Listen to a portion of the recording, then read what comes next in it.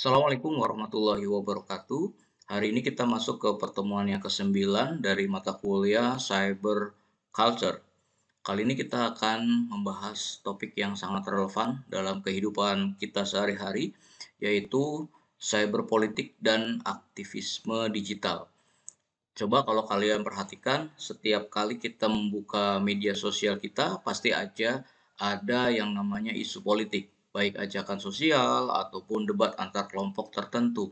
Nah, itu adalah bentuk nyata dari bagaimana politik dan aktivisme sudah berpindah ke dunia digital. Kita tidak lagi uh, bicara tentang politik di ruang parlemen saja, tapi juga di Twitter, TikTok, dan Instagram. Nah, itulah yang disebut dengan cyber politics, yaitu politik yang terjadi di ruang siber.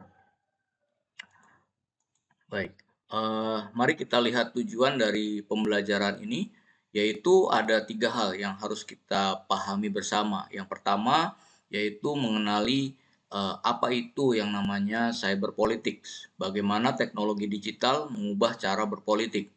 Nah, yang kedua, kita akan menganalisa peran internet dalam politik dan gerakan sosial, termasuk dampak positif dan negatifnya.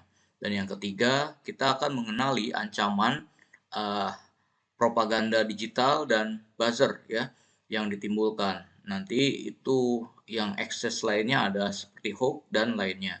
Jadi harapannya setelah perkuliahan ini kalian bisa berpikir lebih kritis mana yang namanya aktivisme yang murni dan mana yang sekedar dikendalikan oleh kepentingan politik yang ada di balik layar.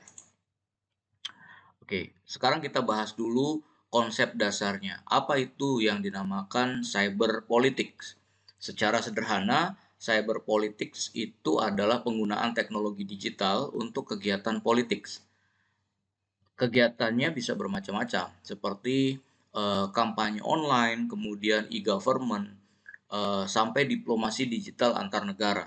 Nah, itulah yang dilakukan cyber politik itu seperti itu. Nah, contohnya jelas kita lihat di Indonesia waktu pemilu 2019 dan 2024 itu sangat bergantung pada media sosial. Kandidat yang tak hanya berkampanye lewat baliho atau televisi tapi juga lewat TikTok dan YouTube. Nah, mereka memanfaatkan algoritma influencer untuk membangun citra dan kedekatan masyarakat. Nah, di sisi lain pemerintah juga memanfaatkan teknologi lewat sistem e-government seperti adanya aplikasi lapor gitu ya. Kemudian memungkinkan masyarakat menyampaikan aspirasi secara online. Kemudian di dalam diplomasi juga sama ya. Misalkan Kementerian Luar Negeri Indonesia itu menyampaikan di Twitter tentang posisi Indonesia di forum internasional. Nah, yang seperti itu dikatakan sebagai diplomasi politik, diplomasi digital ya.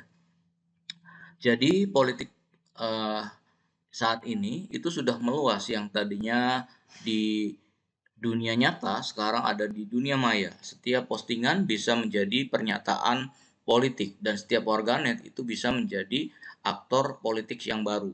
Nah, makanya beberapa tokoh politik itu sampai diperingatkan supaya tidak doorstop gitu ya istilahnya, berbicara terhadap wartawan secara langsung tanpa adanya konsep.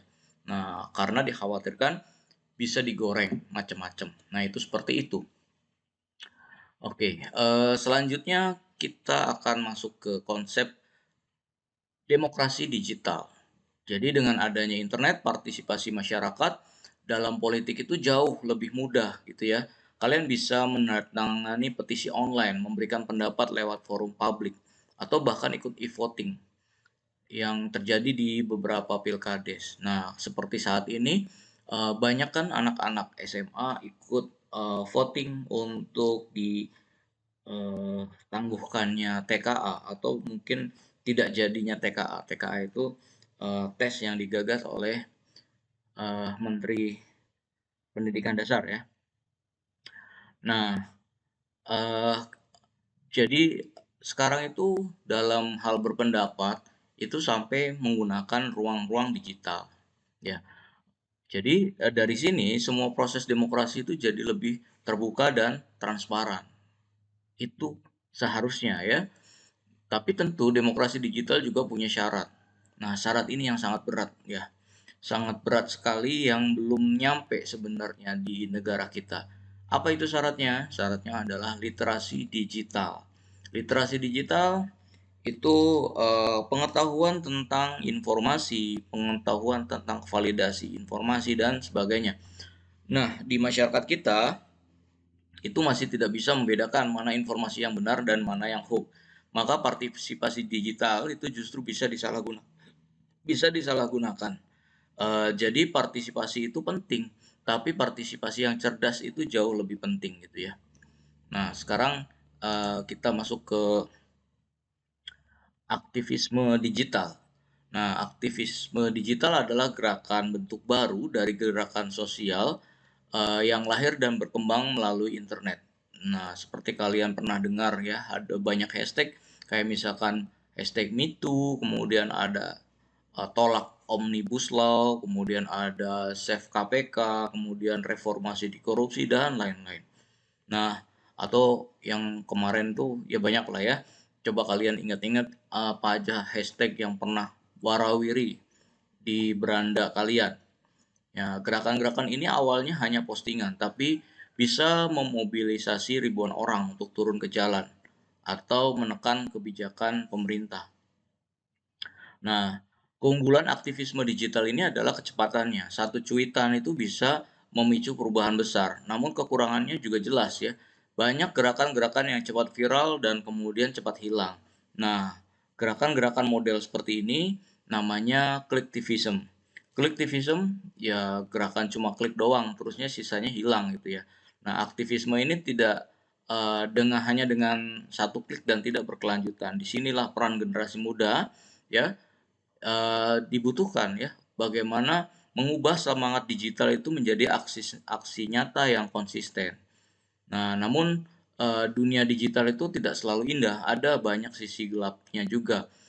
Kita kadang-kadang kita sebut sebagai propaganda disinformasi. Disinilah muncul yang namanya istilah buzzer politik, yaitu akun-akun bayaran yang tugasnya menyebarkan narasi politik tertentu, menyerang lawan, kemudian memecah opini publik, dan mereka ini bekerja sistematis menggunakan micro targeting yang data pribadi gitu ya nya sudah diketahui sehingga targetnya itu jelas. Orang-orang yang tadinya galau terhadap satu pendapat terhadap pemerintah, kalau terus diberikan narasi propaganda yang terus-menerus, maka jadilah dia akan uh, semakin yakin gitu ya. Padahal informasinya itu bisa jadi salah gitu ya. Nah, inilah yang namanya propaganda dan disinformasi. Dengan adanya media sosial yang punya algoritma eh, sesuai dengan kesukaannya, nah maka eh, ini bisa menjadi ancaman baru gitu ya. Oke. Selanjutnya peran teknologi gitu ya. Peran teknologi dalam politik. Teknologi bukan hanya alat komunikasi tapi juga alat pengaruh.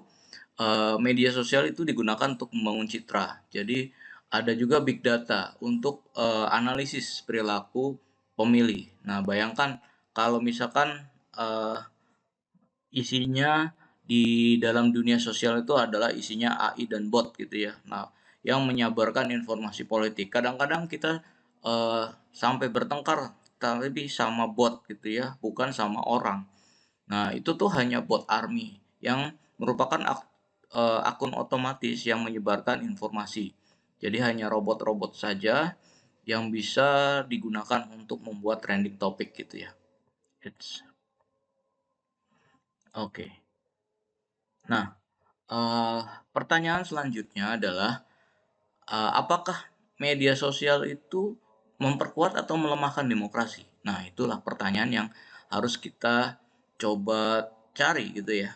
Nah, bagaimana kita bisa membedakan mana aktivisme asli dan propaganda buzzer? Tentunya, eee, untuk menjawab ini, kuncinya cuma satu, literasi digital untuk memastikan bahwa informasi itu benar gitu ya. Oke, sebagai penutup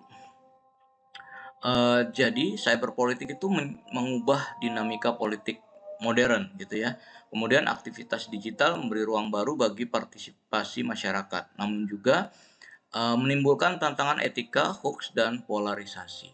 Oke, mungkin itu saja yang bisa saya sampaikan. Sampai ketemu di pertemuan selanjutnya. Assalamualaikum warahmatullahi wabarakatuh.